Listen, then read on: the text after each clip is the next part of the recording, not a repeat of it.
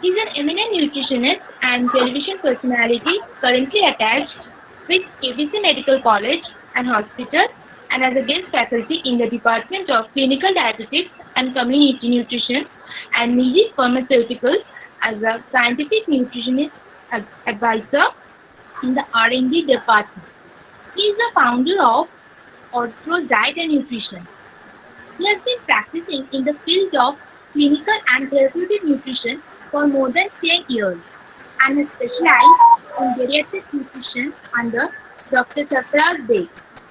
He has been associated with lots of corporate companies like Ruchi Nutrella, Apollo Life, Apollo Munich, IBM, and Schneider Electric as a corporate health nutritionist.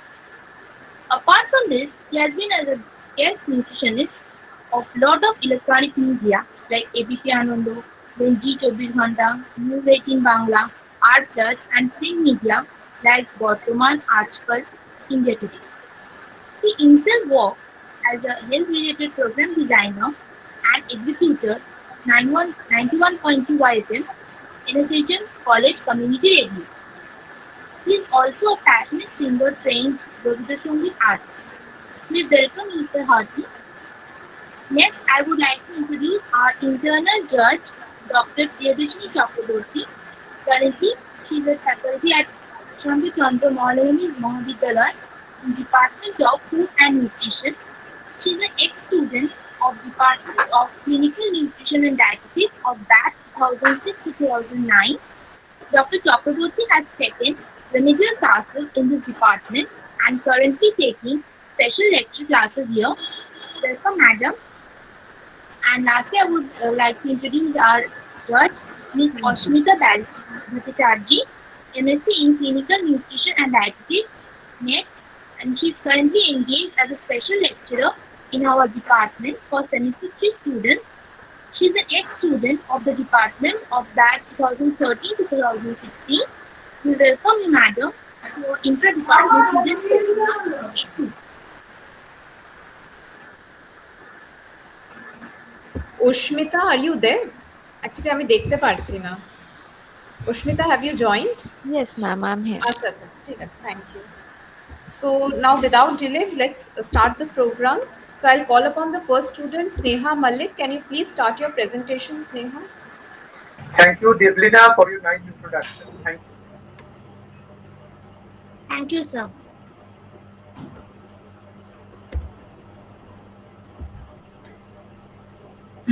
Ma'am, am I audible?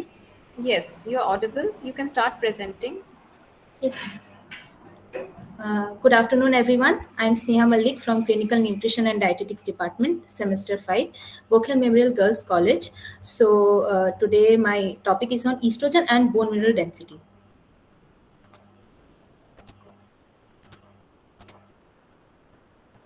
Ma'am, is my screen visible? It's visible. Okay. So, what is estrogen? Estrogen is basically the primary female sex steroid hormone, which is mainly involved in sexual and reproductive development. Estrogen is also responsible for the development of the secondary sexual characteristics in women, like breast development, whitening of hips, and also pubic hair. In premenopausal women, estrogens are primarily produced from cholesterol, from ovaries, corpus luteum, placenta, but small and significant amounts are also produced from non-gonad organs like liver, heart, skin, and brain. Estrogen are of 4 types. The first is estrone, E1, which is produced in increased amount in the postmenopausal women. The second one is 17 beta estradiol, which is E2. It is the most important and the most powerful among the 4. It is produced from the ovaries from puberty to menopause. The third is estriol, which is E3. It is produced during the pregnancy. The fourth is estradiol, E4. It is produced from the fetal liver. Bone. Bone is essentially a highly vascularized, living, constantly changing mineralized connective tissue. It is the basic unit of human skeleton and is also remarkable for its hardness, resilience, and regenerative capacity, as well as its growth mechanism. Composition of bone. Composition of bone mainly consists of the cells, organic part, and the inorganic part. The cells consist of osteoprogenitor cells. Osteoprogenitor cells are mainly the stem cells which undergoes mitosis and develops into the osteoblast cells. Osteoblast cells. Osteoblast cells are the cells which are responsible for the formation of bone. It produces a substance called osteoid which helps in the formation of bone matrix. The third one is osteocytes. Osteocytes are basically the osteoblasts entrapped in the bone matrix and helps in maintaining the bone tissue. The fourth one is osteoclast cells. Osteoclast cells are the cells which helps in the bone resorption process and also the destruction of the bone matrix. The organic part consists of collagen and the non-collagen. The inorganic part consists of calcium and phosphate and trace elements like nickel, iron, fluoride, cadmium, zinc, and magnesium. Bone remodeling. Bone remodeling is a lifelong process wherein the old bone is removed from the skeleton through a process called bone resorption by the osteoclast cells, and new bone is added through a process called ossification or osteogenesis, or bone formation by the osteoblast cells by their coupling action. The osteoblast and the osteoclast, they work together in a closed unit which is called the basic multicellular unit, and defects such as microfractures are repaired by their coupling. This remodeling process is very necessary to maintain the structural integrity of the skeleton and to serve its metabolic functions as a storehouse of calcium and phosphorus. Now, the role of estrogen in bone mineral density. The role of estrogen in bone mineral density mainly revolves around the process of RANK, RANKL, and OPG signaling pathway. RANK stands for receptor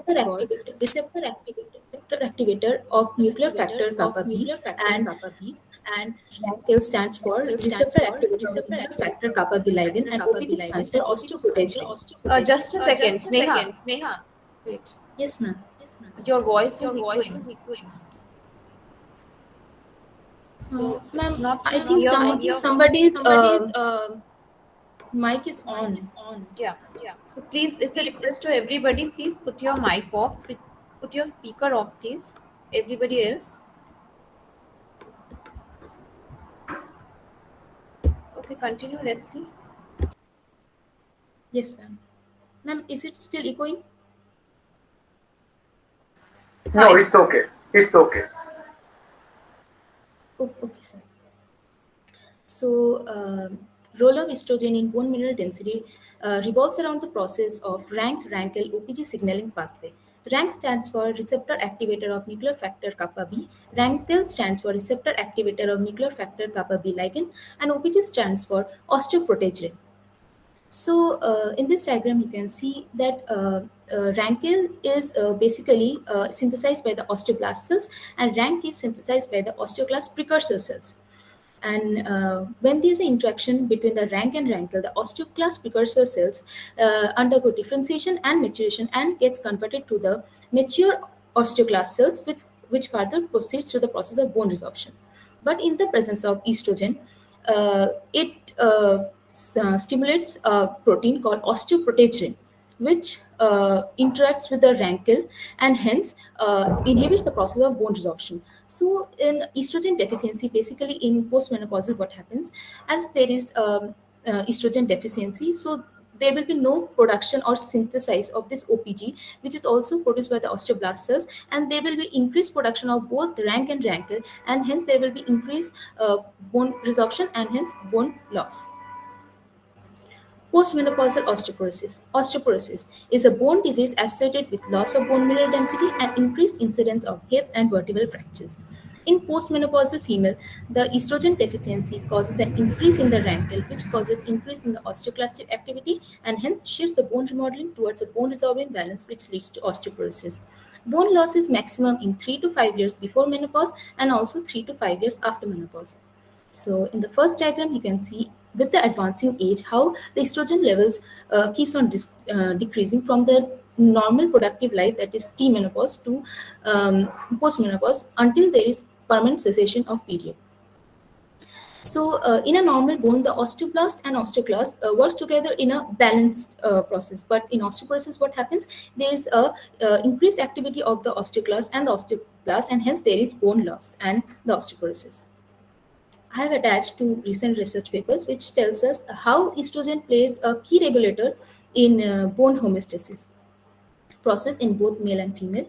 And in the second research where it also tells us about how estrogen is influences the growth and maintenance of the mammalian skeleton and are responsible for its sexual dimorphism. These are the references I've used for my presentation. Thank you. Okay, thank you, Sneha. So, anybody, any questions for Sneha from the audience, from the judges regarding the topic? Please ask questions because actually there are marks allotted for question answer session also. Students are being marked since it's a competition. They are being marked on various aspects, one of which is question answer session, and they have already submitted their files in the classroom, which will be later assessed by the judges. Students, please ask questions. Hello, you can Okay, see I your have a comment. question for Sneha. Sure. Thank you. Yes, ma'am.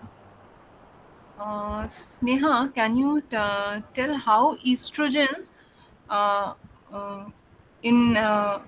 means in relation with how estrogen and vitamin D together work for bone formation? What is the relationship between estrogen and vitamin D? Can you say Uh, something? Yes, ma'am. Estrogen along with vitamin D helps in the bone formation process. Actually, estrogen is the key regulator in bone homeostasis, and vitamin D actually helps in um, uh, absorption of the calcium and phosphate, which are the main inorganic minerals required in the bone matrix, and hence um, um, um,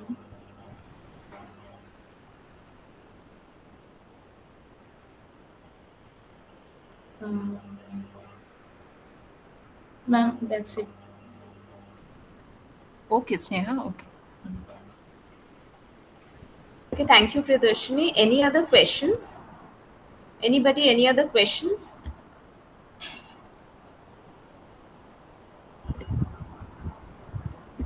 Okay, then we'll move on to the next student since there are no other questions. Thank you, Sneha.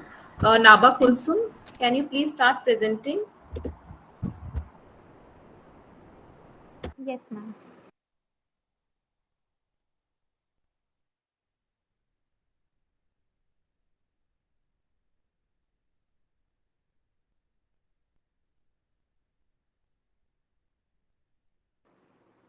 Very good afternoon to all. I am Nava Kulsum, SEM 5 student of Clinical Nutrition and Dietetics Department, and here I present my topic on bariatric surgery or weight loss surgery. So, the very first thing that strikes our mind with this term is obesity. That is mainly accumulation of excess adipose tissues in our body, resulting in more than 20% of the desirable weight.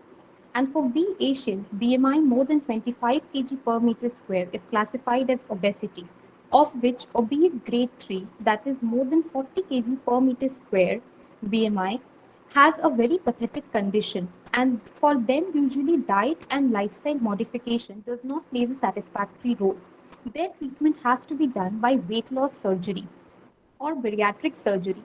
So basically, this bariatric surgery is a set of surgical intervention in the digestive system of morbidly obese individuals suffering from comorbidities like type 2 diabetes, hypertension, uh, cardiovascular diseases, dyslipidemia, sleep apnea, and many more. And the bariatric surgery helps in losing weight by basically restricting the amount of food one can consume by surgically shortening the size of the stomach and also by reducing the rate of absorption of nutrients and calories by surgically shortening the size of the intestine. So, the main goal of bariatric surgery is not only to cut down the excess weight and to resolve the comorbidity, but also to reset the body's set point, that is, the internal weight regulating mechanism of the body. The most common type of bariatric surgery includes the restrictive bariatric surgery. As the name suggests, it restricts the amount of food one can consume. Basically, this is done by mainly three processes. The sleeve gastrectomy, where the greater curvature of the stomach is removed, and surgically the sleeve is formed by using a stapling device. After which, the gastric banding, that is the silicone a band is placed upon the stomach, and the lower portion of the stomach is segregated, not completely, but only attached. And the tightness of the band determines how much of the food the upper smaller portion can consume. Whereas the gastric sleeve plication, however, this is not much into practice nowadays, but also the greater curvature of the stomach is skewed inside, reducing the volume. Among the three, sleeve gastrectomy is very much into practice, as it not only reduces the size of the stomach, but also it has hormonal modification. That is, it reduces the ghrelin hormone production, the hunger hormone, which is produced by the greater curvature of the stomach. And since the greater curvature is removed, the sleeve gastrectomy helps in losing weight by not by sending the hunger signals to the brain in a delayed fashion. The complication is very much minimum as compared to other procedures. The malabsorptive bariatric surgery is not much into practice nowadays because the nutritional complications associated to this procedure is very much higher. The next is the mixed bariatric surgery that comprises both restrictive and malabsorptive. In this procedure, basically, the Roux-en-Y gastric bypass is common. Here, a gastric pouch is created and leaving behind the greater curvature of the stomach, and also the intestine is bypassed, where the lower end of the intestine is attached to the newly formed gastric pouch. So the restricted amount of food from the gastric pouch directly enters into the new Roux limb, where the absorption of nutrients takes place. So it is both malabsorptive and restrictive type of procedure. However, the complication rate is a bit higher than that of sleeve gastrectomy in terms of surgical complications. The most common is the stricture, that is, the stomach passage gets blocked, and also the surgical linings can be inflamed and bleeding can be observed. The data from the Obesity and Metabolic Surgery Society of India shows that sleeve gastrectomy is very much into practice nowadays. The reason is that sleeve gastrectomy has very reduced nutritional deficiencies, and also the surgical complication rates are way much lesser than compared to gastric bypass, because in sleeve gastrectomy only the stomach is being operated, whereas in gastric bypass, stomach and intestine both are being operated, which results in slightly higher complications than compared to the former one. The common complications post-bariatric surgery includes the nausea and vomiting, that is, the feeling of quite dizziness and after having a meal, and the feeling of to regurgitate something. Then is the heartburn, that is due to smaller stomach capacity. The gastric content usually is regurgitates to the esophagus. Gallstone, nutritional deficiencies, especially in purely malabsorptive and mixed kind of bariatric surgery, and dumping syndrome, that is rapid gastric emptying into the intestine. Having seen the complications, the nutritional care post the surgery is of utmost importance. And in the phase one, that is 6 to 8 hours post the surgery, 30 ml of clear fluid is usually given to the patient. No sweetened beverages, or the fluid is not even given with straw to avoid any further complications of nausea and vomiting. And if this amount is well tolerated, then gradually the amount is increased, and after a day or two, full fluid diet is started. And a full fluid also only 50 ml is given at a time, and gradually we move on to 100 to 120 ml according to the improvement in the tolerance level. And after which the diet is advanced towards a soft diet, which is much more restrictive in terms of quantity. Only 50 to 100 grams is given at a time. And then after soft diet, for a long-term bariatric surgery to be successful, regular diet is given, which is modified in quantity and quality. In quantity, in terms of which portion control is very much important after bariatric surgery, because the size of the stomach is no longer the same. And with new smaller gastric pouch, the if the food is being overfed to the stomach, then it can cause gastric dilations and severe complications. So, portion control is very much important. Next, protein-rich food is very much important as protein will not only help in wound healing and healing the incision linings, but also will promote satiety. More of complex carbs is always preferred, and a healthier option of cooking has to be kept into mind. Needless to say that fried and fatty food should be avoided completely. Next, micronutrient dense food are very much essential because nutritional deficiencies is common post bariatric surgery.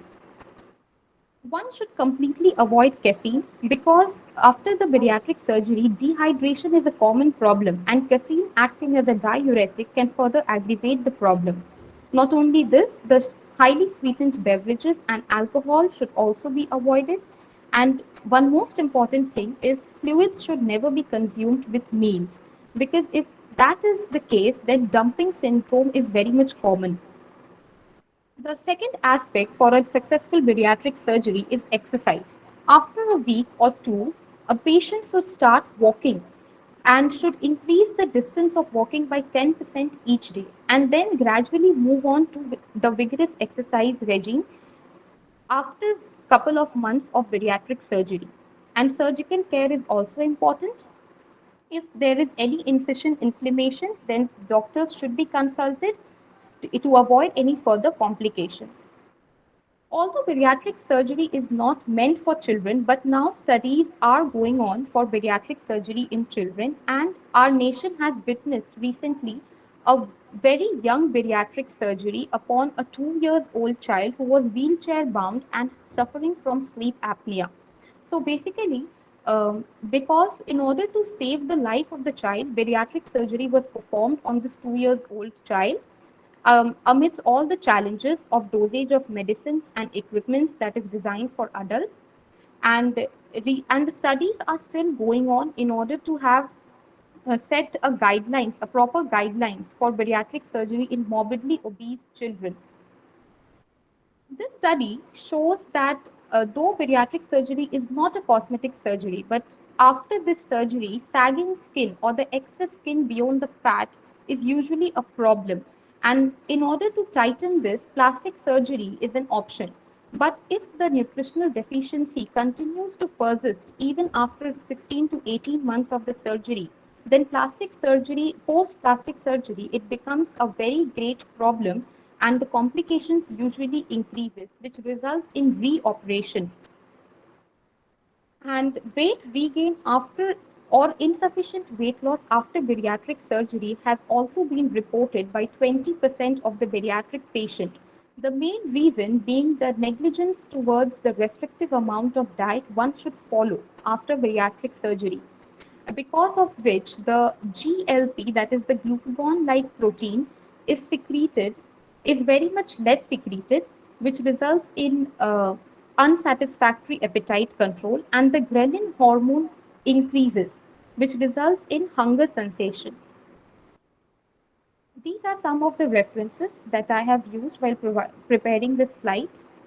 And with this note, I would like to end my presentation. Thank you. Very good, Nava. Very nice presentation.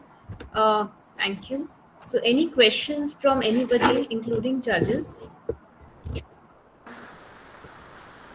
Nava is a very good presentation that you have just recently shown.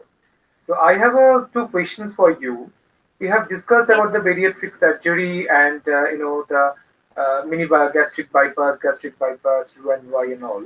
So can you please tell me, because in that case is the surgery, bariatric surgery is a very, what I will say, elective surgery. It sometimes it could be mandatory, but now it's also under the elective surgery. So there, after the surgery, there's some particular nutrients deficiency can occur. In that cases, the post-surgical dietary interventions is very important. That we have shown this journey of a clear liquid diet to the therapeutic solid diet, a normal diet. So can you please tell me then in the duodenum portion and jejunum portion, which are the important nutrients that would absorb? So basically, as far as my knowledge goes, it is iron that is absorbed. In which part iron absorb? So the duodenum portion. Okay. Apart from iron, any other nutrients? Very important nutrients. I'm talking about the micronutrients. iron is one of them, and sir, I'm not sure whether calcium is absorbed or not. Okay. Any more? And certain B complex vitamins. Okay. And what about jejunum? Sir, in the so this for jejunum area, I'm not much sure about that. Okay. Okay. Thank you. Thank you. Actually, I was expecting a question from Mr. Oritra Khan on this topic. Any other questions from anybody else? So I think Nava, it was quite good, but then maybe you should look for answers that sir was asking, right? You should know Yes, those ma'am, sure. answers. I'll read upon this. So no other questions. So we'll move on to the next student, Tanya Shabnam. Yes, ma'am.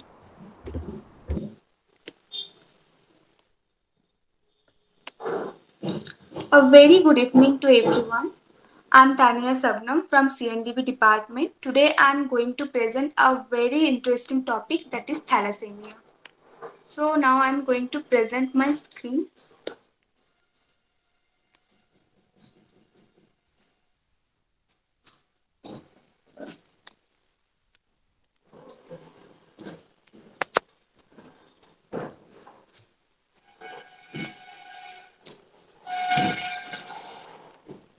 Is it visible?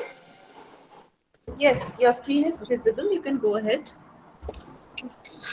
We all know that thalassemia is inherited as an autosomal recessive disease characterized by quantitative type of hemoglobinopathy and quantitative defect in hemoglobin. Tanya, sorry for interrupting. This is Aditya, sir. Tanya, what you can do, you can just press the F5, or you can just zoom your screen. Unless until we couldn't see the, the write up in your slides. এটাকে ইয়ে করা যায় না মানে You কি can বলবো rotate the screen. হ্যাঁ rotate করা যায় You can rotate it also. I think you are sharing from mobile, so you can rotate. Like the portrait mode.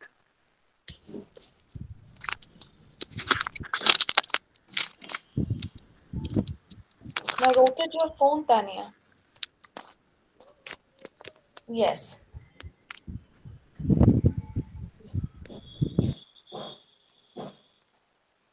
Now is it okay? এটা তোমার ফুল স্ক্রিন আছে slide show আছে Ma'am, can you, ma'am, there is a slide share option. Please click on that, Tanya. The third option, up. No. You can go for the third option, where it is, some videos. Yes, now it's okay. Okay. The third option, upside. Third option, Tanya.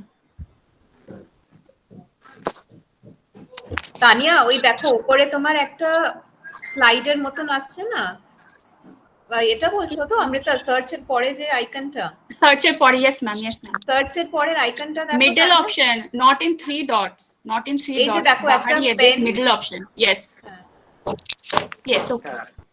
Good, perfect.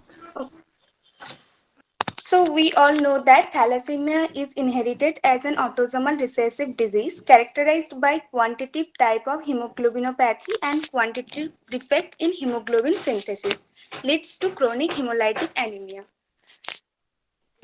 Next is thalassemia, caused by mutation in the DNA of cells that make hemoglobin, the substance in RBC cells that carries oxygen throughout the body. The mutation associated with thalassemia are passed from parents to children.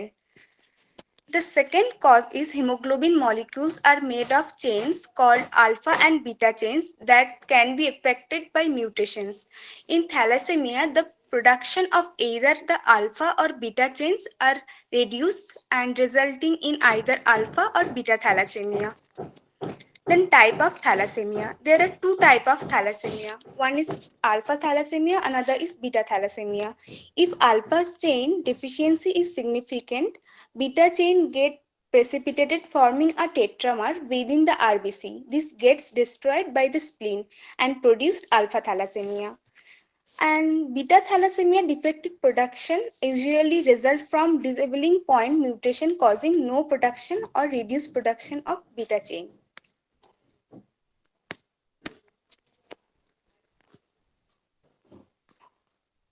Now, Sign and symptom. The symptoms of thalassemia vary depending on the thalassemia. Symptom will not show until the age of 6 months in most infants. The symptoms are including shortage of RBC, which called anemia, pale skin due to lack of RBC, weakness due to low oxygen level, fatigue due to hemolysis of RBC, then delayed growth due to immune compromise and enlarged liver and spleen. Then come to the diagnosis. There is some process to diagnose thalassemia like genetic testing. By this, DNA analysis will show whether a person has thalassemia or faulty genes. Then prenatal testing. This can show whether a fetus has thalassemia and how severe it might be. There are two types of tests. One is chronic villus sampling. Here a piece of placenta is removed from testing, usually around the 11th week of pregnancy. Then another is amniocentesis, and here a small sample of amniotic fluid is taken for testing, usually during the 16th week of pregnancy. Otherwise, CBC, like a complete blood count and serum iron also checked. Lastly, a very important thing is physical examination of bones. We can see skeletal changes, frontal glossy and depressed bridge of the nose. Now come to the treatment. There are some treatment for thalassemia. One is blood transfusion. This can replenish hemoglobin and RBC cell levels. Patients with thalassemia major will need between 8 to 12 transfusion. Then iron chelation. This involves removing excess iron from the bloodstream. Sometimes blood transfusion can cause iron overload. Number 3 is bone marrow or stem cell transplant. Bone marrow cells produce red and white blood cell, hemoglobin, and platelets. A transplant from a compatible donor may be an effective treatment in the severe cases. Lastly, gene therapy and surgery also very helpful for this kind of patients. Then come to the dietary management. Actually, patients with thalassemia don't have specific diet. We can give iron restricted balanced diet only. Also, we can suggest zinc supplement for optimal growth, optimal immune function, and pubertal development. They need vitamin D, which help in mineralization of osteoid of bone that prevent bone deformity. Here I attached to recent research paper. In the first paper, this is one type of newborn screening program. In this research paper, thalassemia affected child quality of life and also determined the alpha thalassemia percentage of the newborn babies. And the second research paper, they compared with younger patients. Zinc and copper deficiencies were common among patients with thalassemia below 10 years old. Here I attach some reference from where I got all the information. So here I end my presentation. Thank you. Any questions from the audience or judges? Yes, I have a question for Tanya. Yes, ma'am.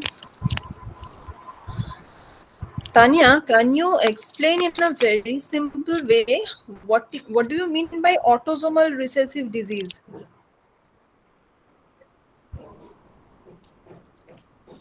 Ma'am, autosomal You have recessive mentioned disease. that thalassemia is autosomal recessive. Yes, yes. Yes, ma'am.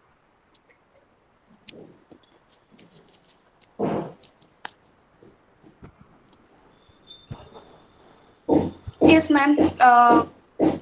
Actually, autosomal disease means it's transferred from the parents. I mean, it's a genetic disease. So,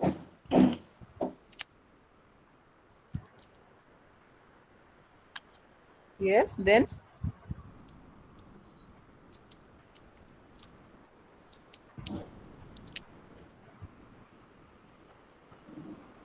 it's transferred by mutation by the carrier.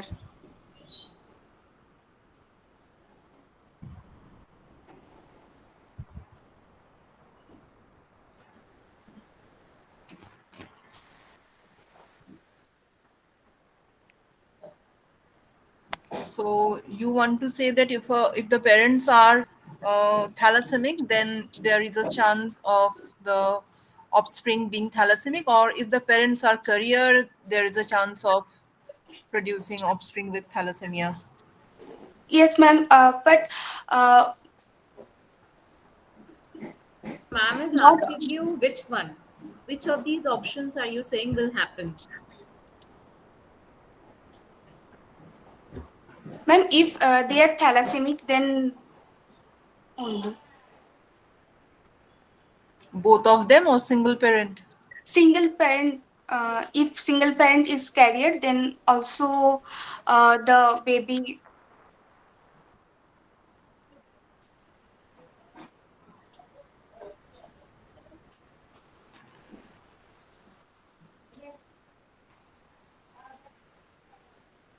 Okay, Tanya, but anyway, autosomal recessive disease, I didn't get the exact answer of what is an autosomal recessive inheritance or what is an autosomal recessive disease. এটা তো আমার মনে হয় basics একদম জেনেটিক্সে স্কুলেও পড়ানো হয় না class 11 12 A if I'm not mistaken science subject করলে is it true Anyway, Tanya, okay, it's okay. So we'll move on to the next student. Yes. If there are no more questions for Tanya, actually Tiasha is unable to present today because of network issues due to heavy rainfall. So that's quite unfortunate. We'll move on to the next student after Tiasha, which is Taposhri Mitra. Taposhri, you're there? Yes, ma'am. Please start your presentation. Good afternoon, respected teachers, my fellow classmates and juniors. I am Tapashri Mitra from CNDV department, semester 5. I'm going to present a slideshow on Wilson's disease.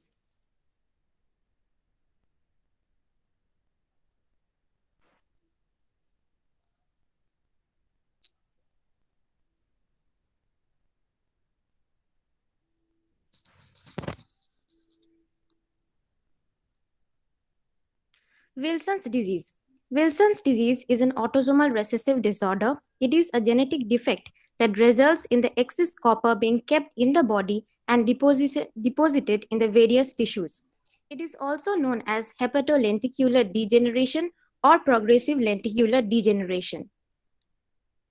Causes. It is mainly due to heredity. It is caused by the mutation in the ATP7B gene. Due to this defect in the ATP7B transport protein, it cannot incorporate the copper into celluloplasmin or excrete it into the bile. This dysfunction results in an accumulation of unbound copper in the liver, which is then released in a free form into the bloodstream and the urinary rather than the biliary elimination of the copper. Now, in the above picture, as we can see, this is an autosomal recessive disorder. The child must inherit two mutated genes from one of the each parents to develop Wilson's disease. Symptoms. There are hepatic symptoms like jaundice, yellowing of the skin and whites of the eye, ascites, abdominal swelling caused by accumulation of fluid, neurological symptoms such as concentration, coordination difficulties, dysarthria, that is speech difficulty, and dystonia, abnormal muscle tone. Copper deposition in the basal ganglia leads to Parkinsonism, tremors. Copper deposition in the Descemet's membrane of the cornea leads to Kaiser-Fresher ring, brownish yellow ring formation. Apart from this, other symptoms like renal tubular dysfunction, arthritis, muscle cramps, and stiffness can also be seen. Complications. Liver damage is usually seen first and often progresses from acute hepatitis to cirrhosis. As liver cells try to make repair to damage done by excess copper, scar tissues forms in the liver, making it more difficult for the liver to function. Renal disease leading to problems such as kidney stone, renal tubular dysfunction is caused due to damage to the proximal tubule of the kidney. Psychological problems, those might include personality changes, depression, irritability, bipolar disorder, or psychosis. Blood problems lead to hemolytic anemia due to the direct damage the circulating free copper causes to red blood cells. Encephalopathy, that is brain damage which affects the function or structure of the brain. Splenomegaly, that is enlarged spleen, mainly caused due to cirrhosis. Hepatorenal syndrome is a type of progressive kidney failure that occurs in patients with advanced liver cirrhosis. Diagnosis. Serum ceruloplasmin levels are being checked through blood tests. The reference range of serum ceruloplasmin concentration is between 20 to 40 mg per dl. Liver biopsy is done to see the copper content of the liver. Urine test to measure the amount of copper excreted in the urine during 24 hours period. Eye exam. Using a microscope with a high intensity light source, slit lamp are used to check Kaiser-Fresher rings in eyes. Genetic testing, a blood test can identify the genetic mutation that causes Wilson's disease.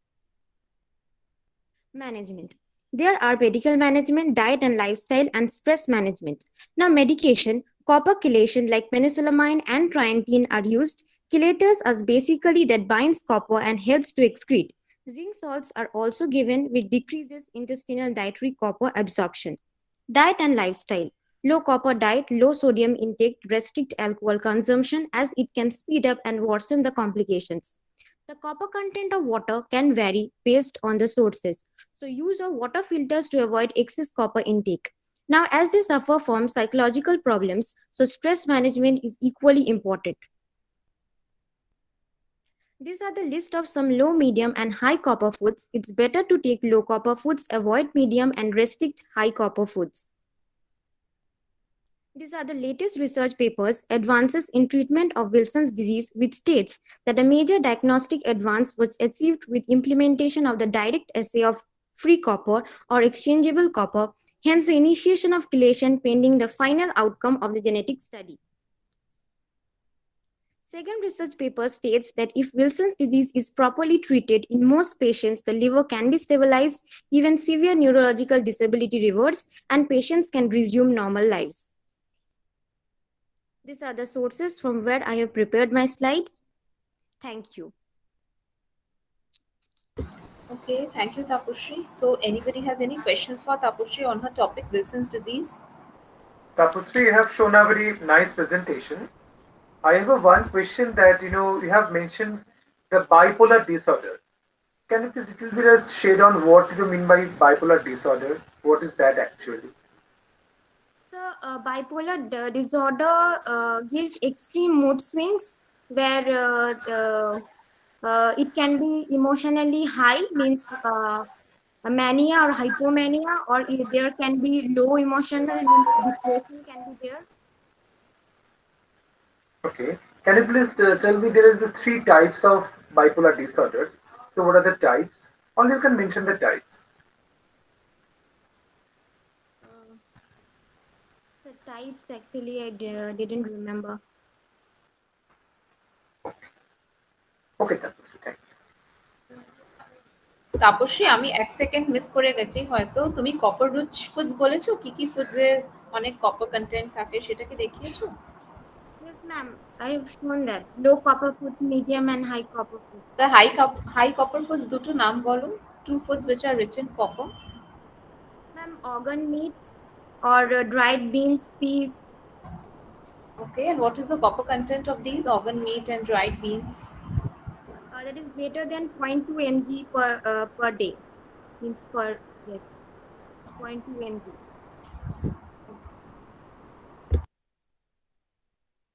Tapasri, Yes, ma'am.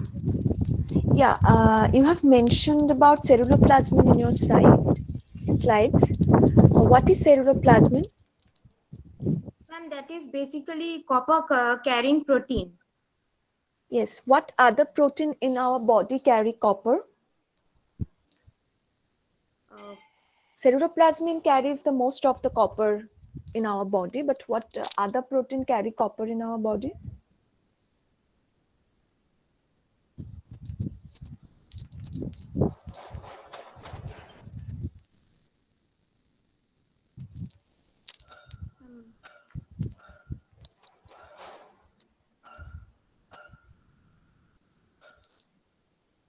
Okay, this albumin. albumin carries copper in our body. The 90% is carried by ceruloplasmin, and the rest of the And 10%. yes, ma'am, histidine and albumin that also carries. I just forgotten.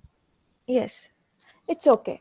Can you please mention the two main site of copper absorption in our body?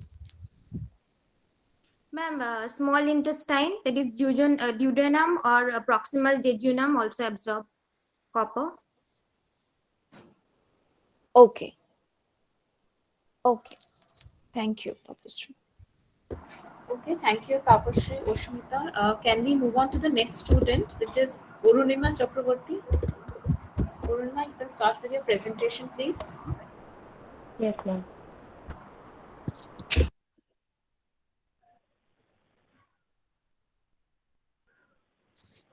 Good afternoon, everyone. My name is Arunima. I'm Arunima, student of Gokhale Memorial Girls College and CNTG Department, Semester 5. Today, I'm discussing my topic about sickle cell anemia. So basically, sickle cell anemia is a one kind of hematological disorder or blood disorder which is caused by abnormal hemoglobin. Basically, blood is made up of four আচ্ছা এক components. That minute is আমি RBC. একটু interrupt করছি অরুণিমা বলছি যে তোমার ভয়েসটা না আমি ক্লিয়ার পাচ্ছি না একটু দেখো I don't know about others আর you getting her voice clear because I No, No, ma'am. no, we're not. And It's a little even also hazy. your slide is not visible. Right, slide is also I thought maybe she is still not started presenting probably. Yes, ma'am. I'm not started. Okay, but then voice should Ma'am, be is it- clear. Ma'am, you now? can একটু বলো তাহলে বোঝা যাবে Sickle cell anemia is basically a hematological disorder or blood disorder that is, of course, caused by abnormal hemoglobin. So, blood is mainly consists of four components, that is RBC, WBC, platelets, and plasma. So, RBC contains hemoglobin which carry oxygen into bloodstream. But in case of sickle cell anemia, abnormal hemoglobin cannot carry oxygen into blood because they will get stuck into blood vessels and cause severe complications. Now I'm representing my screen about sickle cell disease.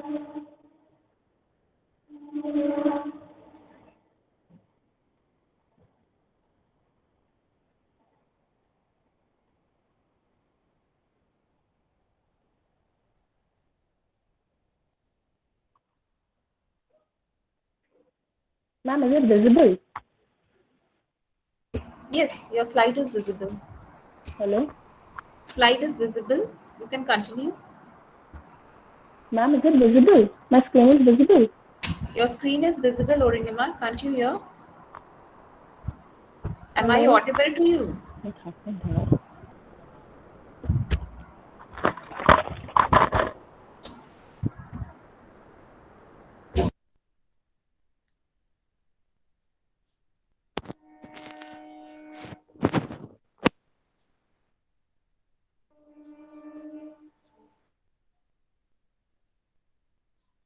Okay, ma'am.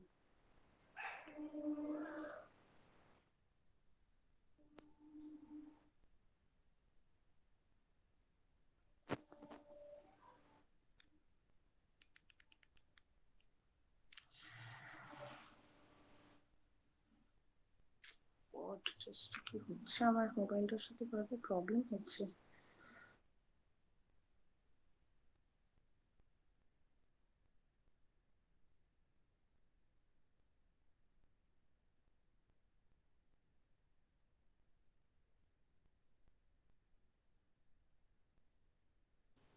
Ma'am, am I audible now? Yes, you're audible.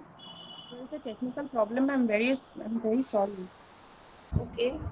You can adjust your mobile first and then rotate your screen. I think the screen is rotating again and again. What is happening?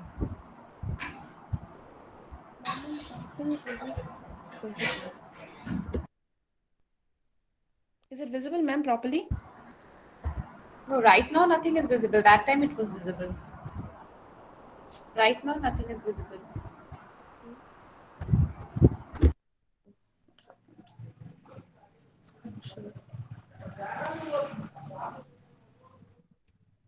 Ma'am, now is it visible? হ্যাঁ এখন তোমার screen হ্যাঁ এবার দেখা যাচ্ছে বলো শুরু করে দাও। And basically, sickle cell anemia is a one kind of blood disease, which is called sickle cell disease also. So normally blood flow will flow normally in circular shape, which carries oxygen into bloodstream. But in case of sickle cell disease, this is sickle cell are of crescent shape or sickle shape. For this reason, it gets stuck into blood vessels and cause severe complications. Here, these are cell morphology. I have attached some pictures of cell morphology, which is normal blood cell and sickle blood cell. Next is prevalence of sickle cell anemia. In Indian scenario, it's first identified in the Nilgiri hills of Tamil Nadu, which is in the year of 1952, and later it is widespread among the people of North Kerala. But in worldwide scenario, it first identified into black population, and then 1 out of 500 newborn black infants are affected by sickle cell disease. Apart from this, sickle cell disease also affects millions of people in the world, and it's primarily or predominantly affects sub-Saharan Africa or South America, then Saudi Arabia and Mediterranean countries like Turkey, Greece, Rome, etc. Next is causes and risk factors of sickle cell disease. So causes are normally blood flow. I'll say that a normal blood cell lifespan is approximately 120 days, and it flows in circular shape and carries oxygen into bloodstream. But in sickle cell, they get stuck in particularly small blood vessels or tiny blood vessels and cause severe complications like ulcers or heart chest disease, acute chest syndrome.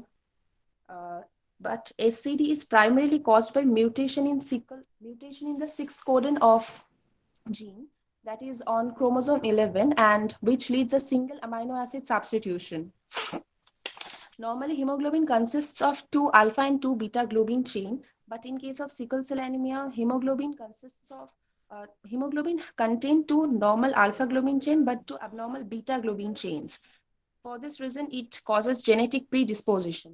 Here is risk factors. There are some risk factors like both father and mother also have the disease or are carrier of the disease, or one of the parents have the disease, another one is the carrier. These are some risk factors. Next is signs and symptoms of sickle cell anemia. There are lots of signs and symptoms including bacterial infections, leg ulcers, thrombosis, pulmonary and heart disease.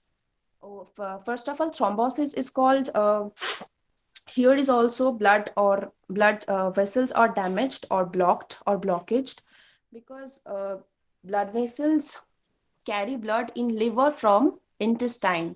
But here thrombosis means it's gets stuck by blood clot.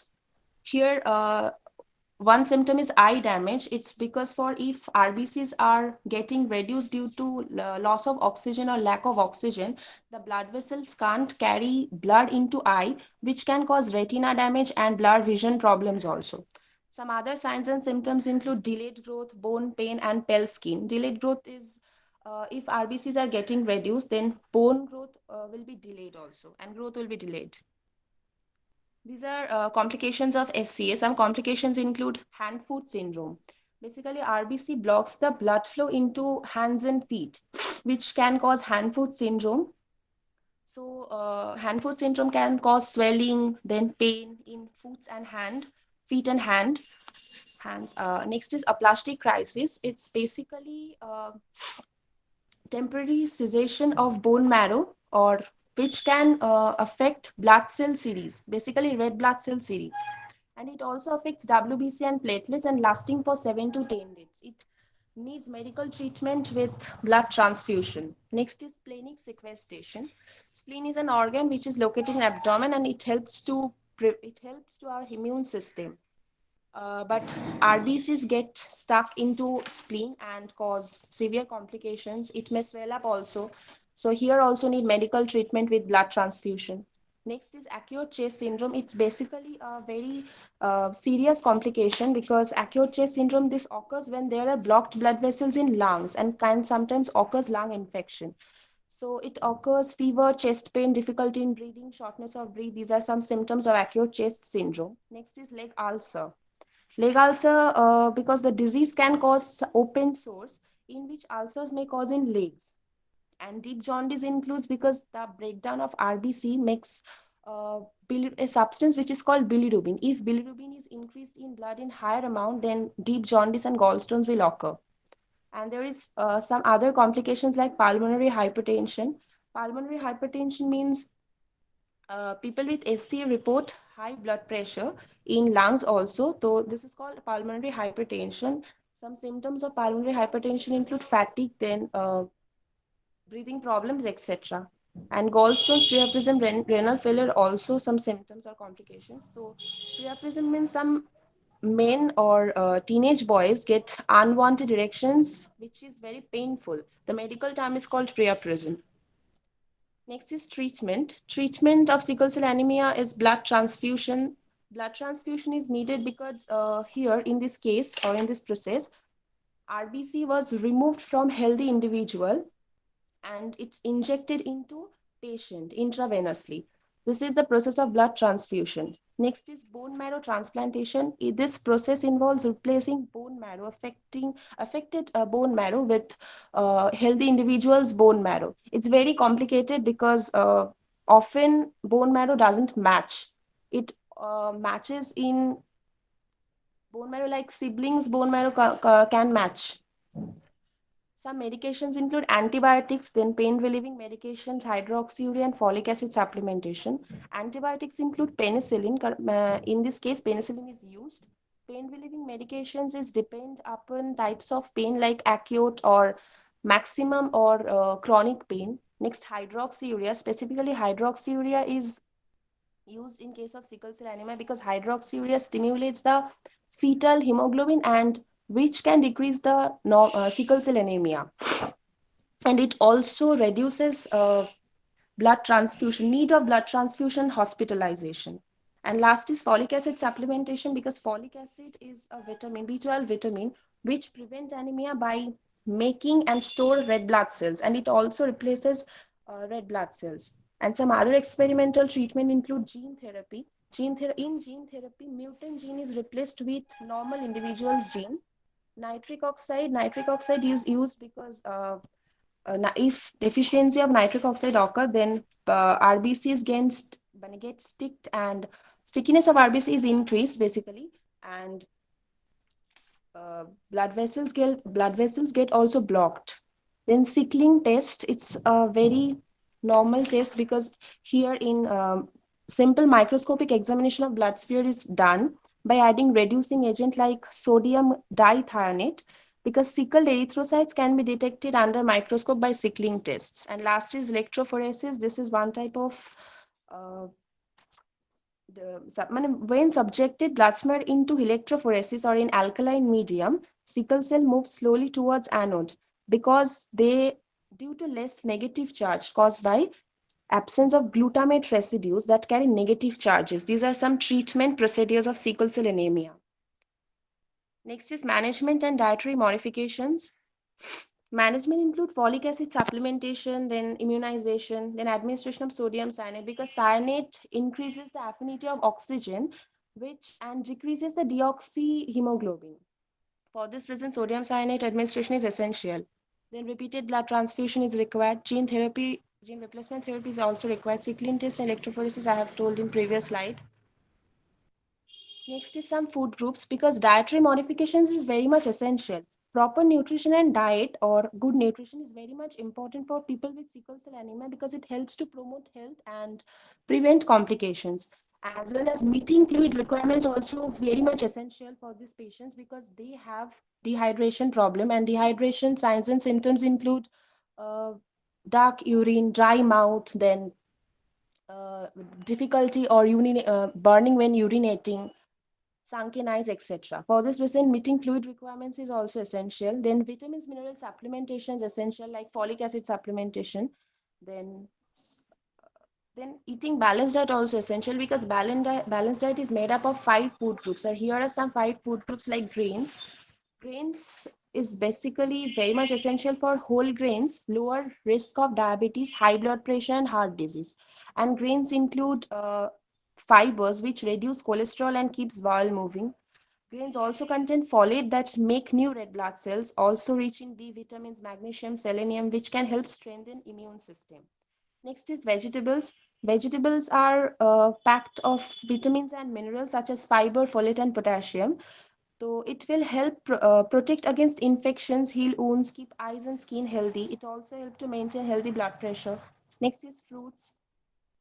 Fruits can provide similar vitamins, minerals, and fibers such as vegetables. Next is milk and dairy products. Milk can provide calcium and vitamin D, which are essential for strong and healthy bones. Milk also contains valuable nutrients, including protein and potassium, which can help improve heart health. Next is meats and beans, which are good sources of protein, zinc, iron, and omega-3 fatty acid. Protein and zinc are essential for growth and energy. Iron also essential because it helps to carry oxygen into blood, and omega-3 fatty acid found in certain fishes, and it can help reduce inflammation and decrease risk of chronic disease including heart disease. And last is fats and oils. Fats and oils include omega-3 fatty acids, vitamin E, which works as an antioxidant to help prevent disease. And according to the study of Brazil, selenium rich foods essential because they are useful to treat sickle cell anemia. Here I have attached a video about sickle cell anemia. And these are some recent research papers. I have attached 2 recent research papers. According to this recent research paper, it's saying that proper nutrition is essential.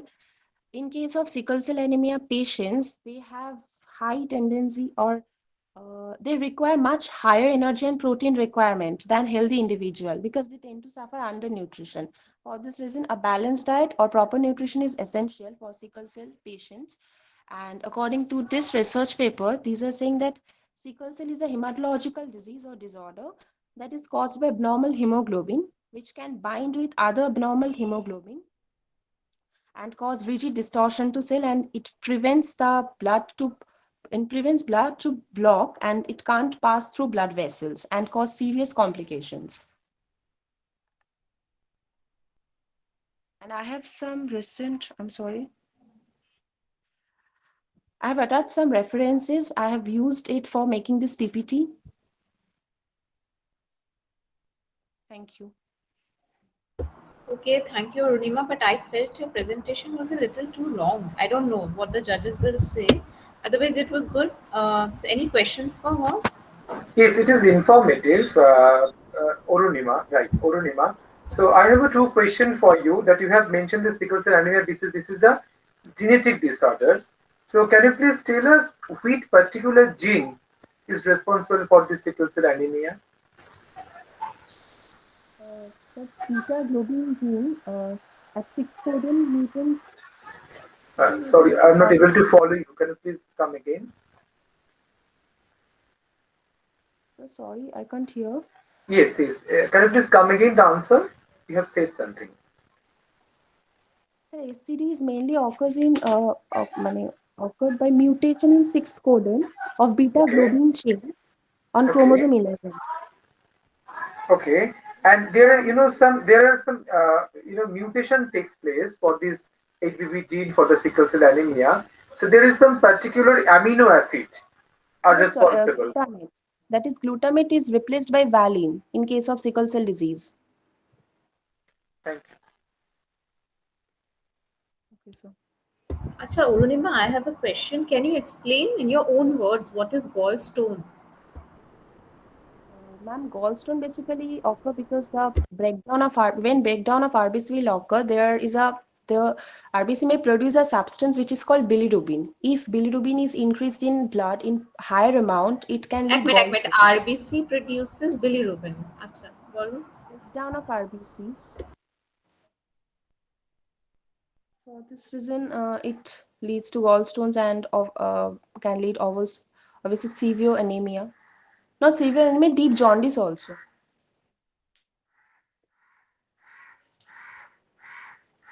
Anybody has any other questions for her? Yes, Urunima. Urunima, which type of hemoglobin is present in a patient who has sickle cell anemia?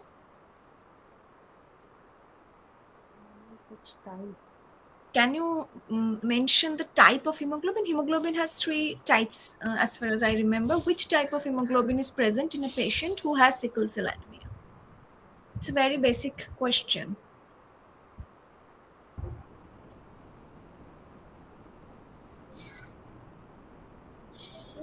I know that in case of sickle cell anemia, hemoglobin molecule has changed because there are two. Purnima, you're not audible. Can you please? You're not clearly audible. Can you just place the speaker properly? And And now, am I audible? yes, yes, yes, yes. And basically, in case of sickle cell anemia, hemoglobin, there are two normal alpha globin chain and two abnormal beta globin chains. I know that. For this reason. Okay, actually, the type of hemoglobin present in a patient who has sickle cell anemia is hemoglobin AS. You know, the S-trait hemoglobin that the child has the child has inherited one of this from his or her parents. You know. Yes, ma'am. Yes, ma'am. Okay. Thank you. Thank you. So any other questions for her, or we'll move on to the next student? Okay, so next after Orunima, we have Rishita Poddar. Rishita, are you there? Yes, ma'am. Yes, please start your presentation, Rishita. Good afternoon, everyone. I'm Rishita Poddar from CNDB department, and my topic is superfoods for inflammatory bowel disease.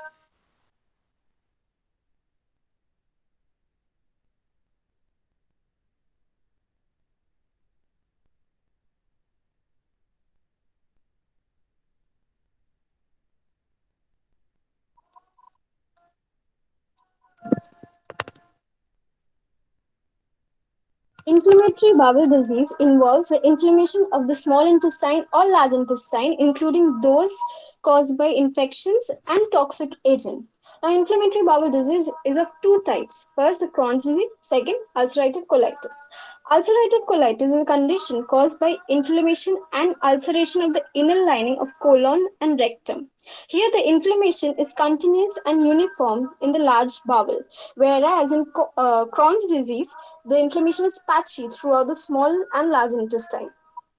Now, some of the causes and risk factors which involve are improper diet, certain drugs and allergens, stress, infection, genetic tendency, alcohol, smoking. The symptoms which are involved are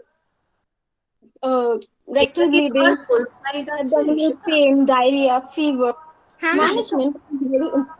এটা কি ফুল slide দেখাচ্ছে, slide show হচ্ছে? Yes, ma'am, full slide হচ্ছে। আচ্ছা, কেন স্ক্রিনটা একটু ছোট দেখতে পাচ্ছি, এই জন্য জিজ্ঞেস করছি। এই লেখাগুলো আমি পড়তে পারছি না একদম। আমি জানি না অন্যরা পড়তে পারছে কিনা, আমার খুব অসুবিধা হচ্ছে লেখাগুলো পড়তে।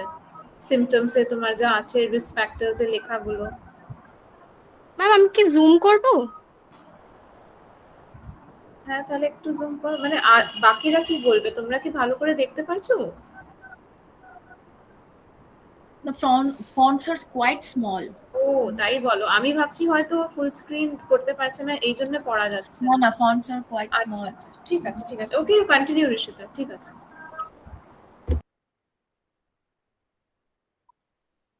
Weight loss, loss of appetite. Now, coming to diagnosis, the patient cannot be diagnosed by a single test.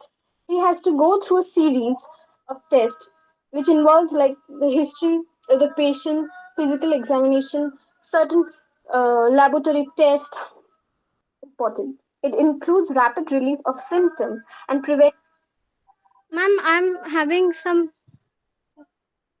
কি হলো বলো? ম্যাম আমার ওয়াইফাই এর কি নেটওয়ার্ক ইস্যু হচ্ছে? হ্যাঁ ম্যাম, আচ্ছা ma'am wait. Management is very important. It includes rapid relief of symptom and prevention of serious complications. Coming to superfoods, before that, dietary modification is also a part of management, which includes low residue and high protein diet and easy to digest foods. Superfoods can be included in the diet as it has certain health benefits and has anti-inflammatory properties. There are many superfoods for different health benefits. I've included some of them related to inflammatory bowel disease. Now, how these superfood act or help in inflammatory bowel disease? It reduces oxidative stress, it reduces inflammation, It increases anti-inflammatory cytokines and increases antioxidant enzymes and several other factors. Starting with the first superfood, aloe vera. Aloe vera has anti-inflammatory and antimicrobial property. Now, due to the chemical compound present, that is anthraquinone, which helps to alleviate pain and reduce inflammation. It is also an antioxidant which helps to fight free radicals that cause inflammation due to oxidative stress. Aloe gel reduces tumor necrosis factor and secretion of prostaglandin and interleukin in the colon mucosa. Turmeric. Due to the presence of the primary component curcumin, which possesses anti-inflammatory, antimicrobial, and anti-cancer properties, it also acts as an antioxidant, which helps to control inflammation associated by oxidative stress. Ginger.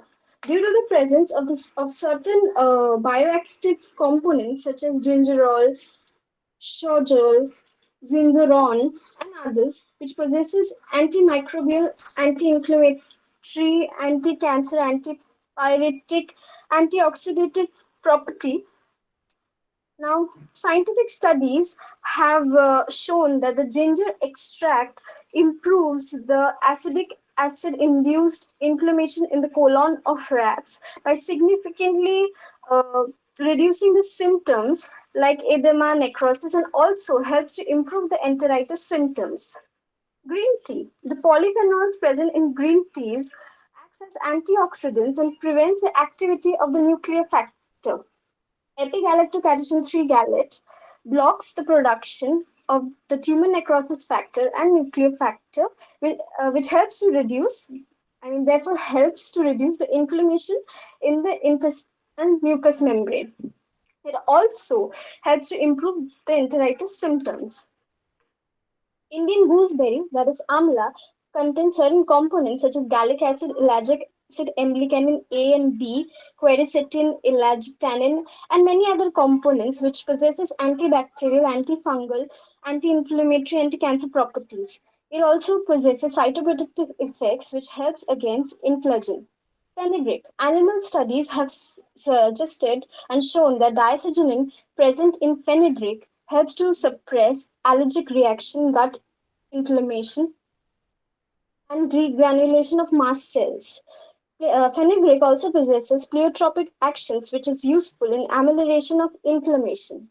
Salmon, which is rich in omega-3 fatty acids. As we know, omega-3 fatty acids have anti-inflammatory and immunomodulatory effects. Consumption of foods rich in omega-3 fatty acids reduces the production of inflammatory mediators and inflammatory cytokines. Yogurt. Yogurt is a rich source of probiotics which helps promote gut health. The beneficial microbes confer the anti-inflammatory and immunomodulatory effects. Studies have shown that it ameliorates intestinal epithelial barrier protective function and downregulate inflammatory cytokines and suppresses tumor necrosis factor. Wheatgrass juice. The extract is squeezed from the mature sprouts of wheat seed and it is believed to possess therapeutic qualities only when fresh and consumed immediately after extraction on empty stomach. Now, studies have shown that apigenin, a bioflavonoid present in the wheatgrass juice, to possess antioxidant and anti-inflammatory effect. Now, I've attached two recent research papers. The first one, Omega Fatty Acids and Inflammatory Bowel Disease, which was published in 2019. It tells us about that how omega-3 fatty acids play a role in inflammatory processes, and clinical tests were carried that have proved to reduce intestinal inflammation and decrease disease activity and increase the quality of life. And furthermore, the consumption of omega-3 fatty acids may reduce the risk of developing inflammatory bowel disease. The second one, which is the treatment of inflammatory bowel disease via green tea polyphenols, was published in 2018. This tells us that how green tea polyphenols play a significant role and inhibits the tumor necrosis factor by blocking the nuclear factor and its effective antioxidant property. The references I have used, and thank you. Okay, Rishita, thank you. But one thing I just want to say because we have discussed in class regarding font size, and I think you have seen the presentations last day also. So irrespective of that, I found your font size to be very small. It was so difficult to follow. Otherwise, you have worked so hard over your presentation. That's my personal point of view. So next time in future, if whenever you make a presentation, make sure you follow the correct font size for the heading, subheading, for the matter inside. Okay, which otherwise Yes, কি ma'am. লাভ, মানে এত খেটে যদি তোমার লেখাটা যদি না পড়া যায় তাহলে তো কোনো লাভ নেই, তোমার রিসার্চ পেপারও আমি ঠিক করে পড়তে পারলাম না। Okay, any questions for Rishita? Anybody has any questions for her? I have a question for you, Rishita. If you can tell me, what is superfood? What is a superfood? You showed so many superfoods for IBD. So what is a superfood?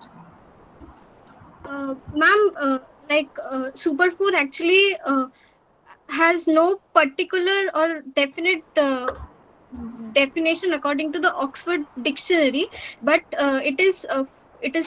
the food which possesses certain health benefits. We can say that it is a combination, like contains functional foods, phytonutrients, antioxidants, which has been classified under the term superfood.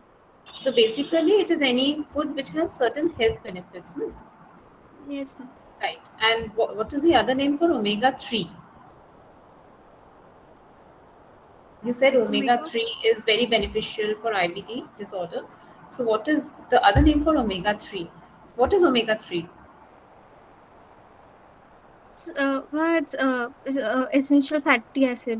Yes. So what is the other name for it?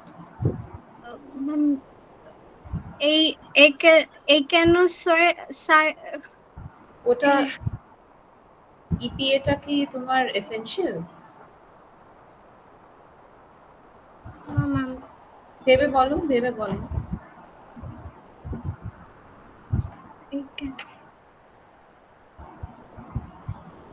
It's a very simple question I'm asking you. Okay, anybody else? Polyunsaturated fatty acid, তার একটা type হচ্ছে omega 3। আনসারটা নিজে খোঁজো, এগুলো আমি discuss করেছি যত। This is the basic concept. The other name for omega 3, other name for omega 6, যেটা জেনারেল নাম সেটা তোমার জানার কথা। Yes, ma'am. Okay. তো যারা যে প্রশ্নগুলো পারছে না, যেটা জিজ্ঞেস করা হচ্ছে, তোমাদের দায়িত্ব যে এটার পর তোমরা আনসারস গুলো নিজে খুঁজবে, ঠিক আছে? আর ক্লাসের মধ্যে নালে আমার সাথে একটু ডিসকাস করে নেবে। আচ্ছা, anybody has any questions or we'll move on to the next student then? Otherwise, Maisha, can you start presenting? Maisha Mubaraka. Good afternoon, everyone. I'm Maisha Mubaraka from CMDB Department, Semester 5. I'm going to present about breakfast and weight.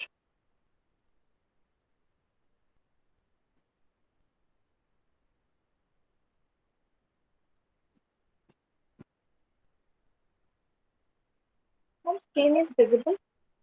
Yes, screen is visible, but probably you can maybe rotate it because this is portrait.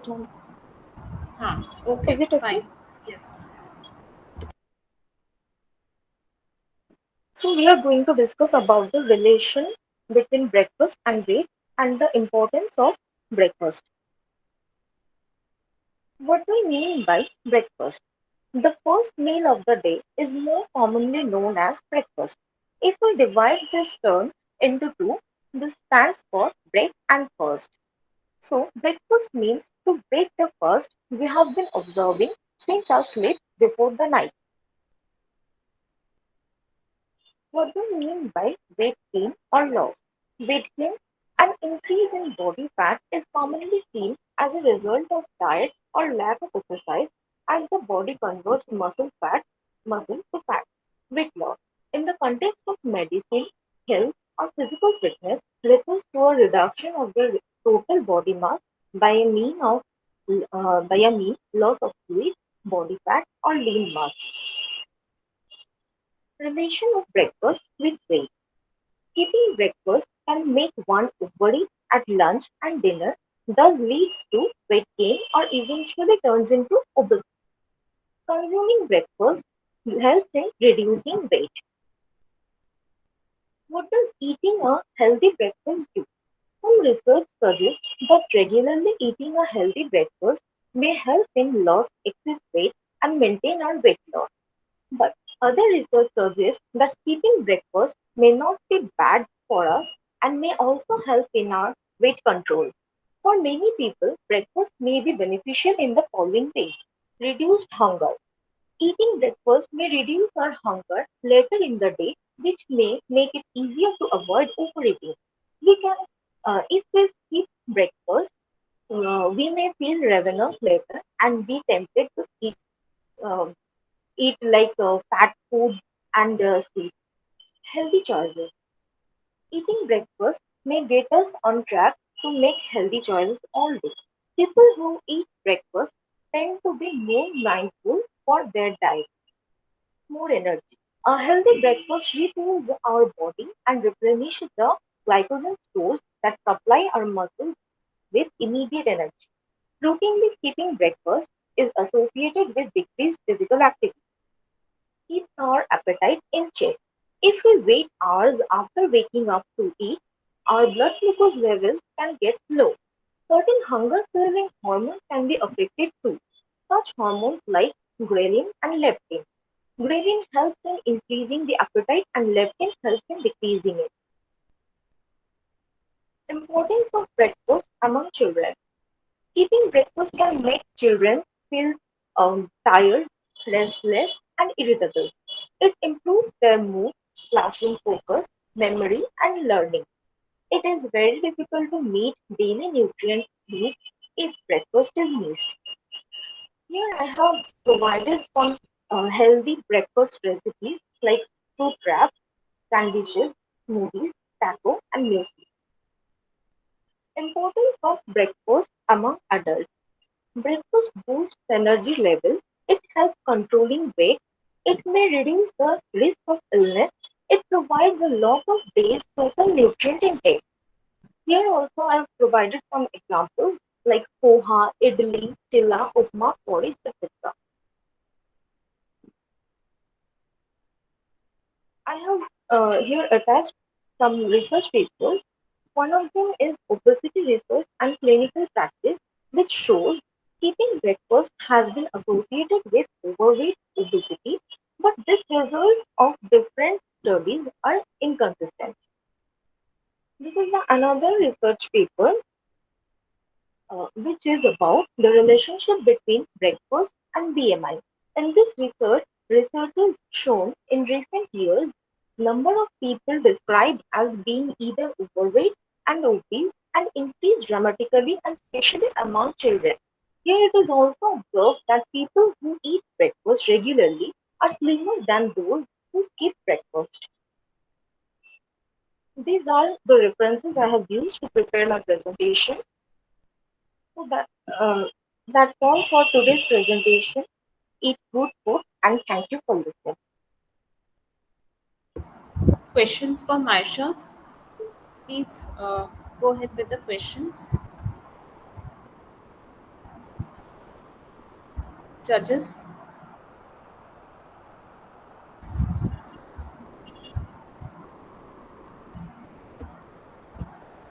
Maisha, can you just sum up, like you showed me in research paper also, that it is proven that if you do not have breakfast, if you're skipping breakfast, there is a tendency to gain weight. So what is the mechanism behind it?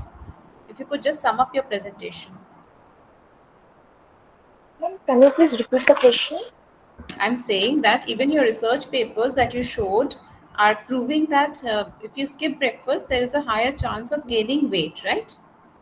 Yes, ma'am. তাই তো? তাহলে তুমি যদি আমাকে একটু explain করতে পারো এক লাইনে যে হোয়াট ইজ দ্য মেকানিজম, সেটা কেন হয়, ওয়েট গেইনটা কেন হয় ব্রেকফাস্ট স্কিপ করলে?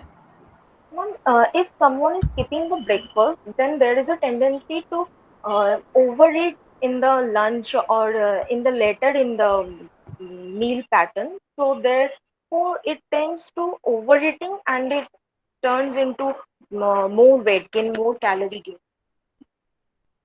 Okay, so you having large meals, if you're having few large meals, you're saying that can result Yes, in weight gain.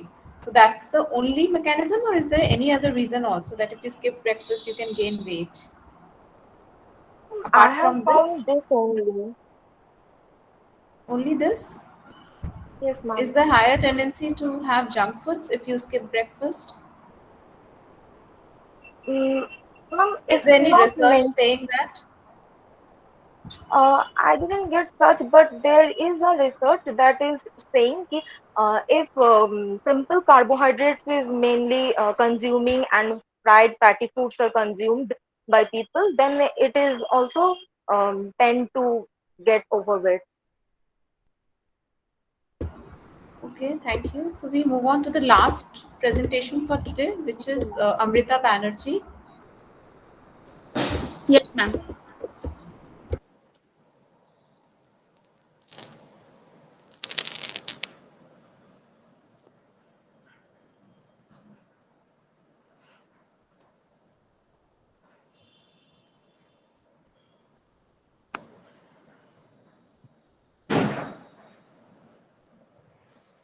Ma'am, is my screen visible?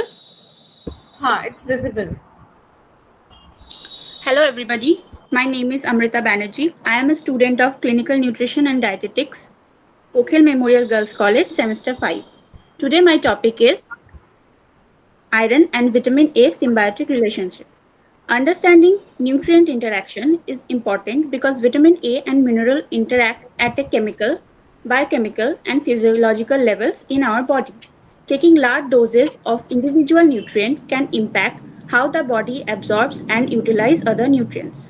Before getting into the main topic, let us refresh the basic knowledge about these two nutrients. Importance of iron and vitamin A in human body. So, the first nutrient is iron. Iron has three major functions in our body, that is, helps to transport and store the oxygen. Second is acts as a cofactor of enzymes and other proteins. The third is formation of red blood cells, which is the main function of iron. Then the second micronutrient is vitamin A. It has 6 major functions in our body. That is, vitamin A plays a critical role in vision in dim light in the retina of the eye. Second is growth. The retinol is very essential for the synthesis of certain glycoproteins which are required for growth. The third is cell differentiation and gene expression. Vitamin A involves in development in the immature bone cells and epithelial cells into different types of mature cells. The fourth is regulatory factor of retinoic acid. Retinoic acid plays a role in the conversion from immature precursor cells into mature specialized cells such as muscle, skin, and nerve cells. The fifth is immunity. Vitamin A is required to maintain the normal health and function of epithelial layers, which provides the first line of defense against microorganisms. And the sixth is reproduction. The importance of vitamin A states during pregnancy on maternal and child health has been recognized. Serum retinol below 20 microgram per dl was found to be associated with preterm deliveries. Recommended dietary allowance of vitamin A and iron.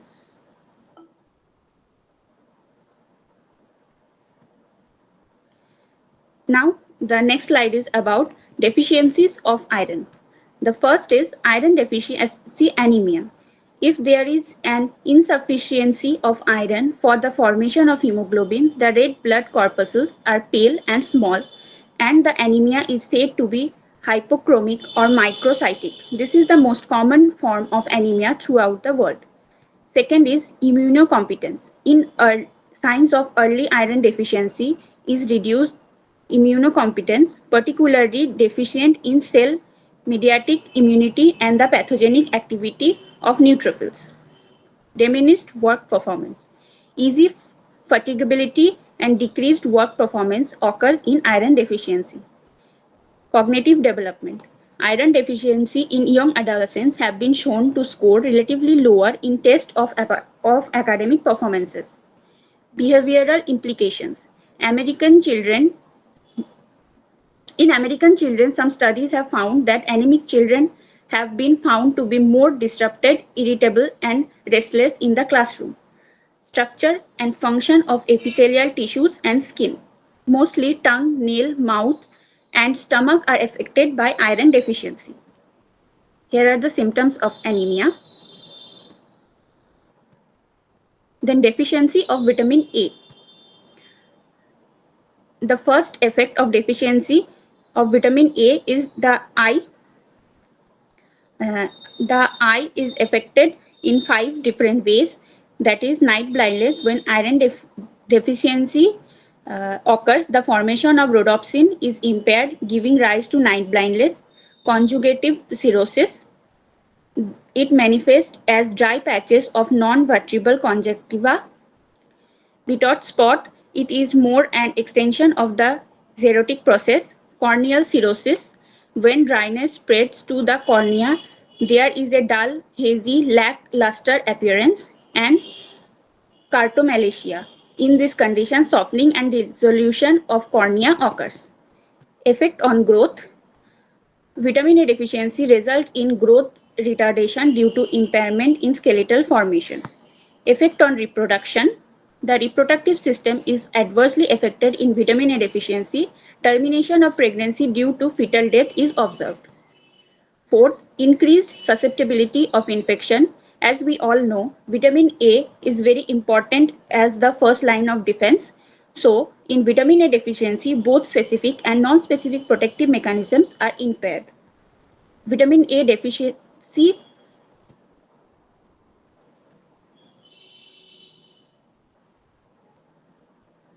and the next slide is about prevalence of iron and vitamin A deficiency in Indians. As in iron, the latest family health survey carried out by the Ministry of Health and Family Welfare reported the prevalence of anemia as 58.6%, 53.1%, 50.4% and 22.7% respectively among children aged 6 to 59 months, women aged 15 to 49 years, pregnant women aged 15 to 49 years, and men aged 15 to 49 years. This is the trend analysis of anemia. And the next is vitamin A. India has the highest prevalence of clinical and subclinical vitamin A deficiency among South Asian countries. 62% of preschool children were reported to be deficient in vitamin A, and about 5 to 12% women during pregnancy, higher percentages among rural population compared to urban. In rural population, the rate is 13.7% and in urban 6.4%.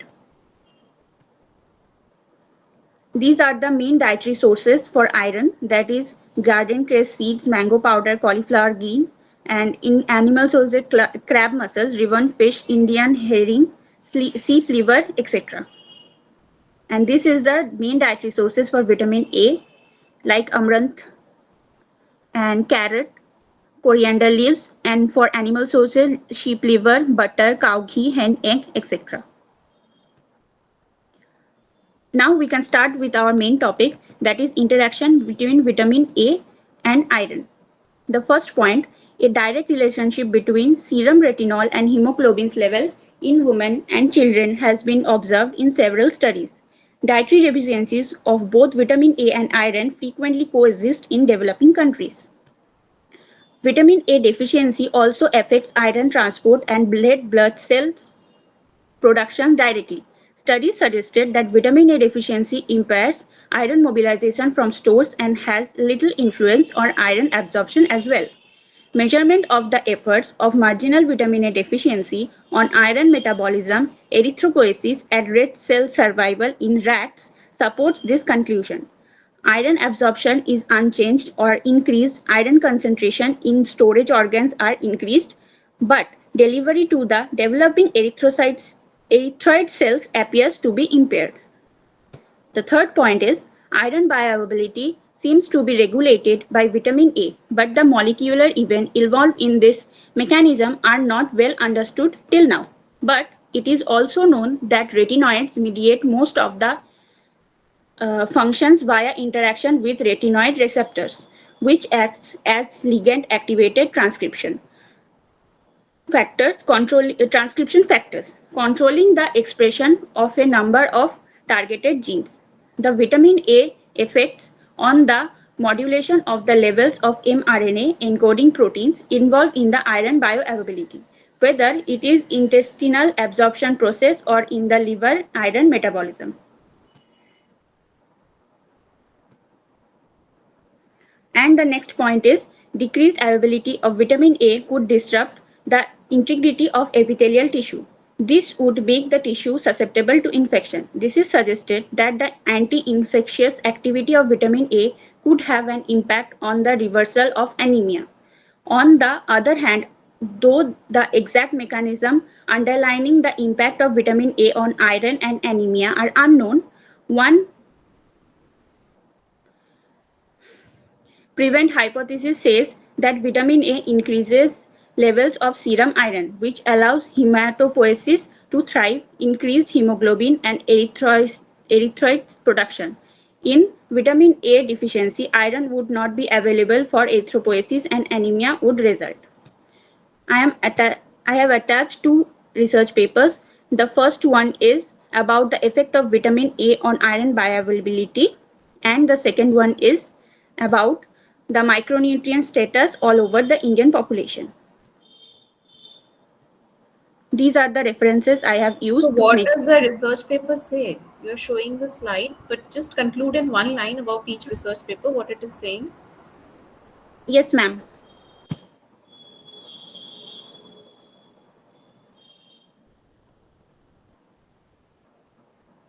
The first research paper says that the vitamin A is how the vitamin A is reacting with the iron is not clear so far, but it is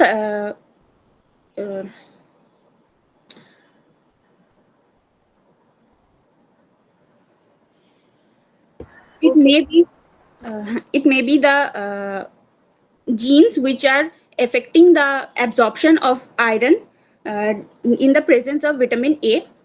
And the second research paper suggested tells us that the Indian population is very deficient in most of the preschooler children is deficient in vitamin A, and the iron deficiency is predominant in the rural areas than the urbans. And here is the references. So, okay, thank you, Amrita. Any questions for Amrita? Please ask her questions. Last presentation for today. So we can conclude today's webinar. Can I ask a Yes, question, Amrita. Natasha? Yes, please, Dr. Sanjita Sen, please. It was the last presenter was she had a reference on the deficiency of micronutrients in the Indian population. So basically, I want to ask her whether she has studied the micronutrient deficiency, particularly iron deficiency in women population, because the women population seems to be far behind the content of iron. That is, they really are. The anemia is most prevalent among the women population than among the men population. That was my question. Yes, ma'am. As the women's have menstruation cycle, so the women population is more prone to iron deficiency anemia. As our society is not aware of so much about the high iron containing foods, so sometimes in spite of having proper diet, some of the women suffers from anemia. Is it possible that there is some issue of discrimination in the family that results in anemic situation for the female? Gender discrimination. Gender discrimination, in fact. Do you think so? Have you obtained any such research paper which says anything about this? Because this is more a social as well as a nutritional issue, socio-economic issue too. No, ma'am, I don't remember something like that. Sorry. Ma'am, actually, it's a very relevant question. It's true. Actually, gender discrimination as well as poor knowledge or awareness, as well as poor hygienic conditions. These are the main Yes, yes. reasons for These are iron the main reasons. deficiency in rural areas. Exactly. Iron Or deficiency. even in urban areas. Hmm. In urban families, in low-income families, you would find the prevalence of this kind of huge results in anemic condition. Yes, ma'am. Thank you. Any other Thank you, Shweta. questions? Thank you. Any other questions for Amrita? Yes, Amrita. Yes, ma'am. Can you tell me what is the relation between iron deficiency and diminished work performance? Ma'am, the iron deficiency directly, as the iron when some person is deficient to iron, the oxygen carrying capacity of the blood differs. So the brain cells sometimes work a slow or a little.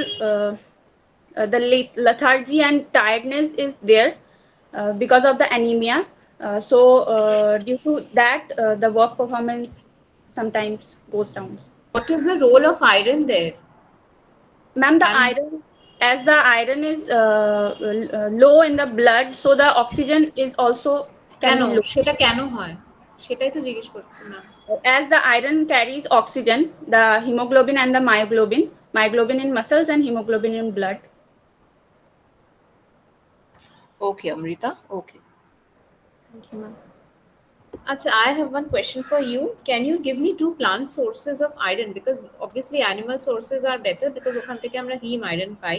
But we also have non-heme iron. So just tell me two very good non-heme sources of iron.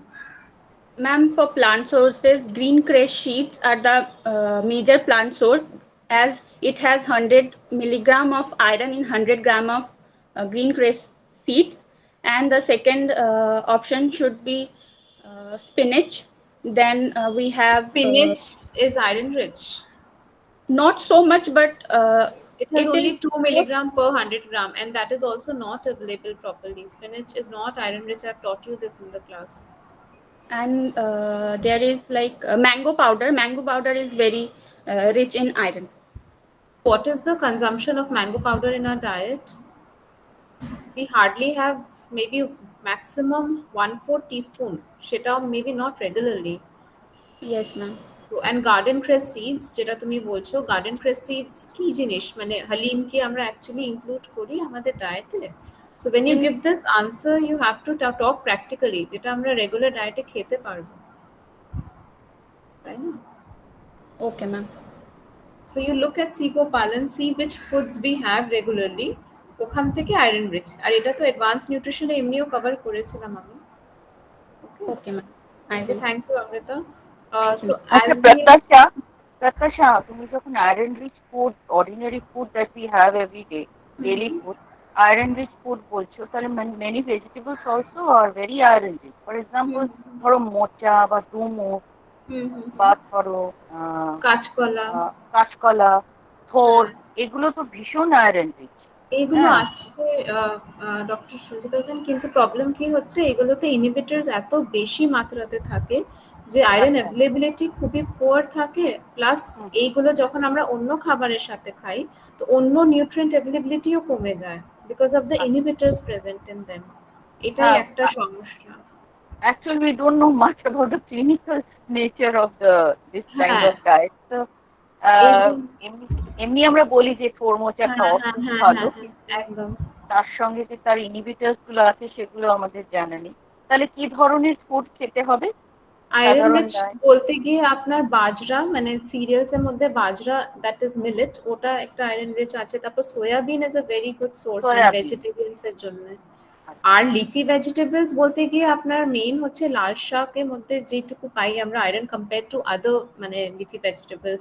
আরো অনেক শাক আছে, যেমন আপনার ডাঁটা শাক, এরকম শাকগুলো তো প্রচুর পাওয়া যায়। So if you can include this kind of leafy vegetables, তো আয়রন, ফলিক অ্যাসিড, হ্যাঁ স্পিনাচ অ্যাকচুয়ালি ফলিক অ্যাসিড আর ক্যালসিয়াম রিচ আমরা বলি, খুব একটা আয়রন কন্টেন্ট স্পিনাচে থাকে না। আচ্ছা আচ্ছা, ওকে, থ্যাংক ইউ প্রত্যাশা। So as we are coming towards the end of today's webinar, I would request Dr. Shunchita Sen, our ICAT coordinator, to please say a few words.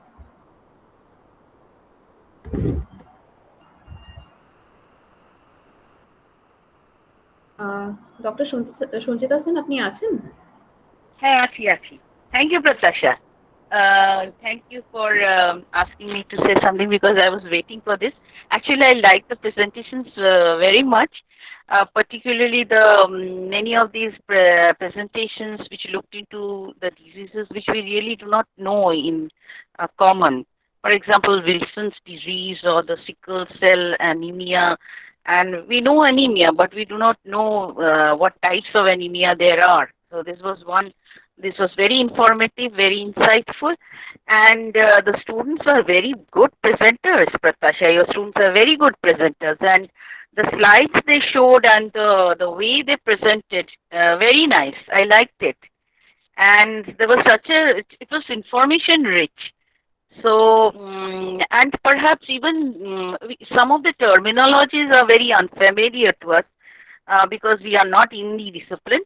But otherwise, it's very interesting too. And if you carefully listen to this, you may find some of them, quite, you might find some, resemblance with some kind of problems that you may also have. So this was a very informative one, very insightful. Thank you very much, Pratasha, for arranging for this kind of student presentation. Thank you, participants. You are very good. Thank you, ma'am.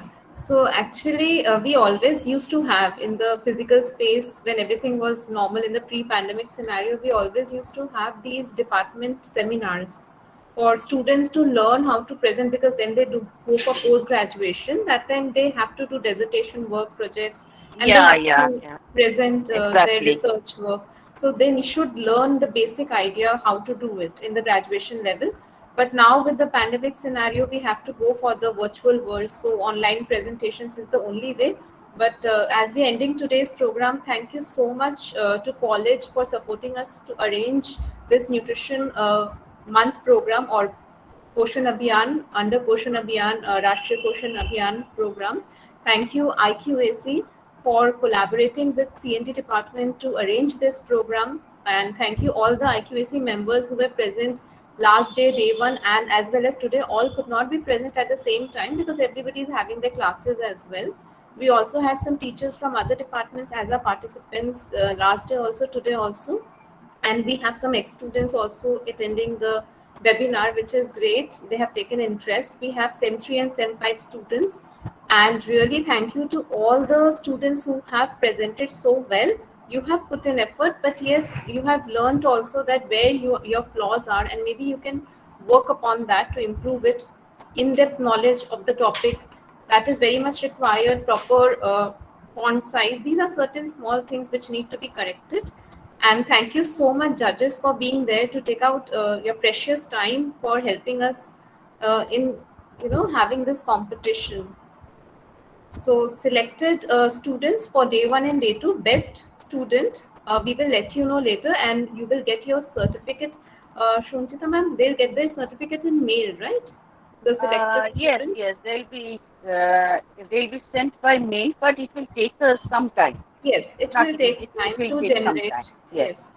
So once the whole program is over, yes, I think once the whole program will be over on 30th, after that probably maybe a week or 2 more it will take to generate all the certificates, since we will have certificates for so many different events, and it will be sent to the mail. So 1 student for day 1 and 1 student for day 2. I request judges if they want to say something as we are ending today's program. Mr. Urithro Khan, thank you so much for being there because you have a very busy schedule. So would you like to say something?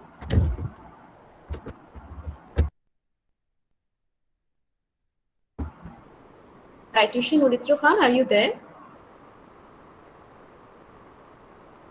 I don't know if he's having some network issue because I can see he is logged in. Okay, let me make a call. Meanwhile, Dr. Priyadarshini Chakraborty, thank you for being there. taking out time. Can you please say a few words? Yes, thank you, Pratyasha, for calling me in this event. Today's presentations were beautiful. Students have made effort for presenting some beautiful topics. Of course, there are something from which from this event they will be learning something new. There are certain flaws in their presentations. I think and I believe they'll overcome them. And yes, it was a beautiful event. It was a nice presentation, and thank you for making me part of this event.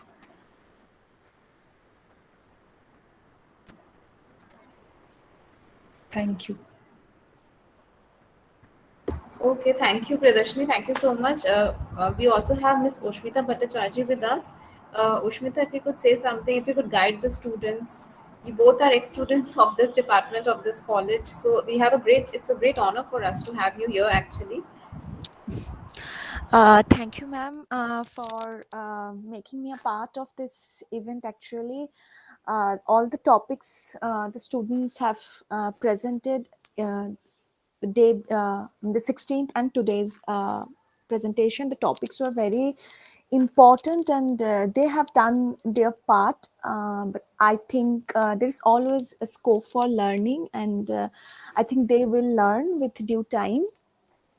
Otherwise, their efforts are commendable, and I wish all of them a very good luck with their future. And as our stream has many scopes, and I wish them all the best to flourish. Thank you, Ushmita. I think dietitian Oritra Khan is here. Can you please say a few words as we end today's program? Yes, Prataksha, first of all, it is a really nice initiative that you have been taken. For all the students, they haven't done a lovely presentation. They have tried to do, all the ways from the our cities, because we know we the nutritionists, we always follow the research-based, evidence-based studies and all the randomized clinical trials. So they tried to do as their level base. So really it's good initiative, and they are following, observing the National Nutrition Month also. So I wish each and all of you, the students, for your best, in future, and wish you all the very best in your next endeavor. Thank you so much, Pratyasha, and thank you, Pratyasha, for inviting me such an nice and empirical sessions and all. It's an honor to have you. In fact, thank you so much for your time. That's what I would say. Like, giving so much time is difficult from the busy schedule. You have so many patients. So thanks a lot, dietitian Oritra Khan, for being there. Thank you, Pratyasha. Thank you. So I just request any ex-student, if you are there still logged in, if you could say anything, if you want to say anything. I saw Rashika and Deboshmita. I think Deboshmita is still there. Deboshmita, would you like to say a few words? Are you there, Deboshmita Bala? I can't see her reply. So we'll just end it. So the current students, how was your experience? SEM 3, SEM 5, SEM 3 students who are the viewers, listeners, they are observers, and SEM 5 students who have actually presented. So what is your experience, SEM 5 student, anybody who is present here? Naba, would you like to say something on behalf of your class as the CR? Yes, ma'am, definitely. We have got to learn a lot, and we will definitely overcome our mistakes that we have done, basically in the basic fundamentals. And yes, it was lovely presenting our topics to such an honored judges. And thank you for letting us participate in this. Okay, thank you all the students for putting in so much effort. And of course, it was a learning experience for you. And this time we were on the other side of the table. And SEM 3 students, Swati is there, CR of SEM 3? Yes, ma'am. So would you like to share your experience, since this is the first time I think you all are seeing such presentations? I don't know if you have seen this before. So how was your experience? On behalf of the class, if you could just share. Yes, ma'am. I'm sure all of us really loved the presentation, and mainly I would like to say that this was more of a learning for us, that how should we present when it like our time comes, when we have to present to the judges or in front of anyone? What are the mistakes that we should not do? Like the Right. basic knowledge, the basic terms that we miss out on most of the time. So we should not do that, and the confidence is commendable. So yeah, that's something I think we all learn from them. Okay, thank you, Swati. Thank you, ma'am. Sanchita ma'am আপনি কি কিছু বলবেন? আমি তো বল যা বলার না, বলেছি। actually আমি তাও দেখলাম আপনার ভিডিও অন আছে, তো ও এই জন্য ভিডিও না না বলছি। না, আমি এমনি আর কিছু নয়, ওই যে আচ্ছা। এই যে ও বললো যে লেভেল অফ কনফিডেন্স, সত্যি লেভেল অফ কনফিডেন্স সত্যি মানে খুবই ভালো, এবং they know their subject, they have been deep into the subject and they really know their subject. That was the most important thing that I found in their presentations, and it was very very interesting.